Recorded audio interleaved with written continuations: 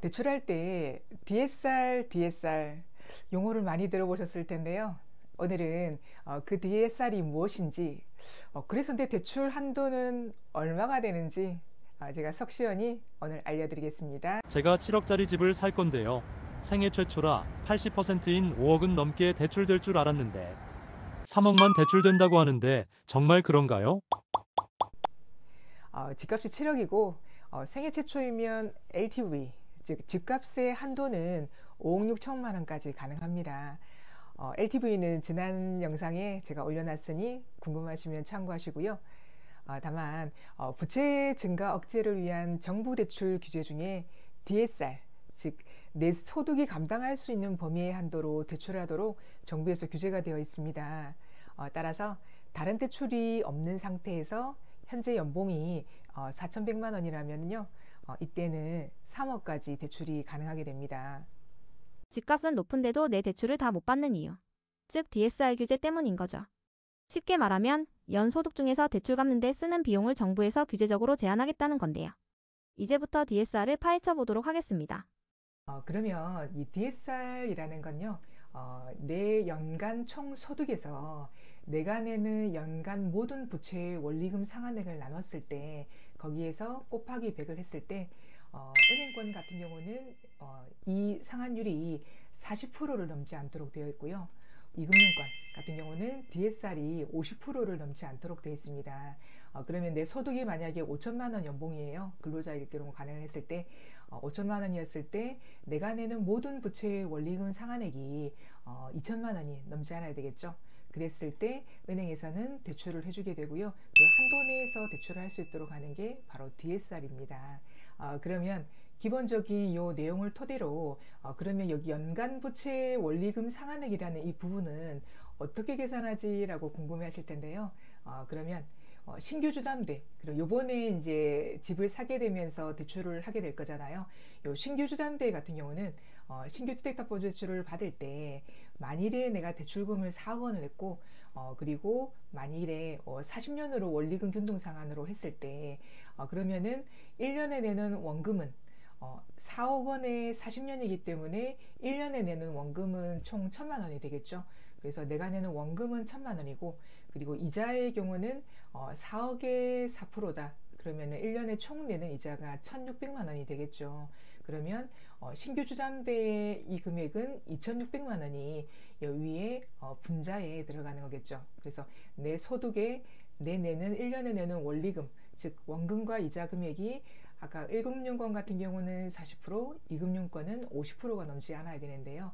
여기서 주의할 점이 있습니다. 내가 신규로 주택담보대출 하는 것 이외에 내가 기존에 갖고 있는 모든 부채들에 대한 원리금도 다 포함되는 게 이 DSR인데요. 거기에는 기존 주담대, 즉 기존 주택담보대출이 있다면 거기에 내는 원리금도 그리고 중도금 위주비도 뭐 신용대출이든 예적금 담보대출이든 기타 등등 내가 갖고 있는 모든 부채에 대해서 다 포함이 된다라고 보시면 되세요. 그러면 하나씩 세부적으로 각종 대출에 대해서 어떤 식으로 적용되는지 알려드리겠습니다. 기존 주택담보대출은요, 내가 실제로 내는 원리금을 그대로 가정을 하거든요. 그래서 내가 매년 내는 금액이 뭐 월로 따졌을 때는 한 달에 100만 원씩 내고 있어. 그러면 1,200만 원이 원리금이 되겠죠. 그러면 여기 위에 1,200만 원을 계산하게 됩니다. 그리고 중도금 위주비 같은 경우는요, 중도금 위주비는 실질적으로 내가 보통 부채라고 생각을 못 하시는 경우가 있거든요. 그래서 부채가 뭐 있지라고 여쭤봤을 때 중도금 위주비는 미처 말씀을 안 하시는 경우도 있고 생각을 못 하는 경우도 있어요. 중도금 대출이라든지 이주비 대출을 갖고 있다면 이때는 이 부분의 대출도 같이 위에 부채 원리금 상환액에 포함을 시켜야 되거든요. 그런데 실제로 중도금 대출이나 이주비 대출은 실제 내가 내는 금액이 없잖아요. 뭐 이자도 거의 무이자인 경우가 많기 때문에 하지만 DSR 계산할 때는 이 중도금 대출이나 이주비 대출을 현재 25년으로 적용을 해요. 그래서 만일에 내가 2억 5천만 원이 중도금 대출 또는 이주비 대출 또는 두 개 합산해서 2억 5천만 원이다 하면은 2억 5천에 25년으로 나누게 되면은 1년에 1,000만 원이 되겠죠. 그러면 이 부채 원리금 상환액에 1,000만 원이 더 가산되는 거죠. 물론 이자 부분도 가산됩니다. 내가 실제로 무이자라고 하긴 하나 조합에서 실제로 이자를 내고 있죠. 그렇기 때문에 원리금과 이자를 다 합산해서 여기에 같이 포함이 되는 겁니다. 그 다음엔요, 신용대출은 뭐 있으신 분이 상당히 많으신데요. 신용대출은 보통 뭐 1년 단위로 만기를 하기도 하고 뭐 8년으로 할 수도 있고 뭐 개인 기호에 따라서 기존에 설정되어 있는 게 있을 텐데, 요거는 신용대출이 내가 1년이 돼 있든 마이너스 통장이 개설돼 있든 뭐 길게 돼 있든 간에 5년으로 잡습니다. 그래서 만일에 신용대출이 5천만 원이 돼 있어. 그러면은 나누기 5 하면은 1년에 1,000만 원의 원리금이 반영이 되겠죠. 그럼 여기에 1,000만 원이 가산이 돼서 이 분자에 내 1,000만 원을 가산을 시키고, 그리고 추정이자라고 있거든요. 그 이자 부분까지 합산해서 여기에 원리금 상환액이 분자에 다 합산이 되게 됩니다. 그리고 그 다음 예적금 담보대출.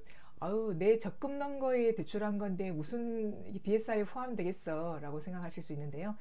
예적금 담보대출도 뭐 아니면 청약자금 우리 넣었던 거를 중간에 이렇게 해지하기 그렇기 때문에 뭐 급하게 담보대출을 받을 수도 있잖아요. 이런 예적금이라든지 청약 관련해서 대출을 받았다 하더라도 이 대출금은 8년으로 나누게 돼 있어요. 그래서 만약에 내가 뭐 대출이 뭐 800만 원 돼 있다. 그러면은 8년으로 나누게 되면은 100만 원 하고 추정이자 부분이 이 원리금 상환액에 포함이 되는 거게 됩니다. 그리고 기타 뭐 이렇게 전세자금 대출 같은 경우는 우리 입주할 때 전세 입주자금으로 쓰잖아요. 요거는 따로 원리금은 포함은 아직은 안 시키고요. 이자 부분에 대해서만 가산을 하거든요. 그래서 전세자금으로 내는 이자라든지 뭐 상가담보대출, 뭐 토지담보대출 라든지 뭐 자동차 할부금이라든지 리스라든지 이런 것들도 전부 다 기본적으로 내가 내는 실제 원리금을 다 반영하도록 되어 있고요. 특히 이제 상가담보대출이나 토지담보대출 같은 경우는 기간이 짧게 되어 있는 분이 많으세요. 어떤 분은 1년 단위로 갱신하시는 분도 있거든요. 이런 분은 대출이 조금만 돼 있어도 한도가 안 나오는 상황이 발생할 수 있습니다.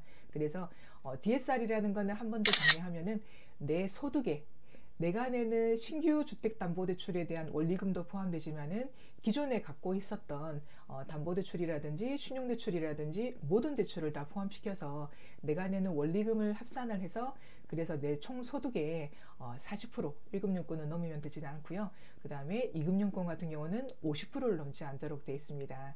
그럼 DSR이라는 내용은 아시겠죠? 내 소득에 내가 내는 1년 동안 내는 원리금에 대해서 이 금액이 40% 또는 50%가 초과가 되지 않도록 하는 게 DSR 정부 규제라고 보시면 되고요. 그러면 이렇게 하나하나 보게 되면은 조금 좀 머리 아프다라고 생각할 수 있잖아요. 그래서 그 다음 부분을 내 소득에 그러면은 얼마 정도면은 대출 한도가 나오지? 라고 쉽게 볼 수 있는 거를 제가 안내해 드리도록 하겠습니다. 만일에 소득이 3천만 원이에요. 그러면은 우리가 방식이 원리금 균등과 원금 균등이 있는데요. 요거는 제가 다음에 원리금 균등은 어떤 식이고 원금 균등은 어떤 식인지 한 번 더 설명을 드릴 건데요. 만일에 40년 만기고요. 5년 혼합형으로 했고 뭐 금리는 4% 정도로 가정을 했고 기보유 부채는 없고, 그리고 부산, 울산, 경남은 비규제 지역이고요. 아직까지 스트레스 DSR이 3단계가 연말까지 유예가 돼 있잖아요. 그래서 스트레스 DSR 2단계로 가정을 했을 때 만일에 연봉이 3천만 원이다. 그러면 원리금 균등으로 했을 때는 2억 1천만 원까지 되는 거고요. 5천만 원이다 그러면은 3억 5천, 7천만 원이다 그러면은 4억 9천, 7억이다 그러면은 7억인데요. 이게 보시면 아마 아실 거예요. 그냥 곱하기 7이라고 보시면 돼요. 3억일 때 7을 곱하면은 내 소득이 3천만 원이면은 원리금 균등으로 했을 때는 2억 1천만 원 정도 되겠구나, 이런 식으로 유추해 보면 될 거고요. 만약 원금 균등, 간혹 가다가 내가 내는 원금을 조금 더 높이고 한도를 조금 늘리고자 하시는 분들도 계시거든요. 그랬을 때 3천일 경우는 2억 4천, 5천일 경우는 4억, 7천일 경우는 5억 6천, 1억일 땐 8억 천. 보시면 아시겠지만은 이거는 8배 라고 그냥 가늠해 보시면 될 것 같아요. 물론 1억이면 조금 더 가산되기는 한데 8배. 그래서 원금을 조금 더 덜 내는 원리금 균등 같은 경우는 내 소득의 7배 정도라고 보시면 되고요. 원금 균등, 원금을 조금 더 갚는 식으로 했을 경우는 내 소득의 8배인으로 계산을 해서 한도를 매겨보시면 될 것 같습니다. 어떠세요? 대출을 할 때 항상 언급되는 DSR에서 궁금하셨을 텐데 가지고 있는 부채가 없다고 봤을 때 소득의 7배라고 생각해보면 계산하기 쉬우실 거고요. 다른 부채들이 있다면 각각 부채의 1년에 내는 원리금을 모두 합산해서 내 소득에 나눈다면 그게 DSR이 되겠죠. 오늘 영상 도움이 되셨다면 좋아요, 구독, 알림 설정 잊지 말아주세요.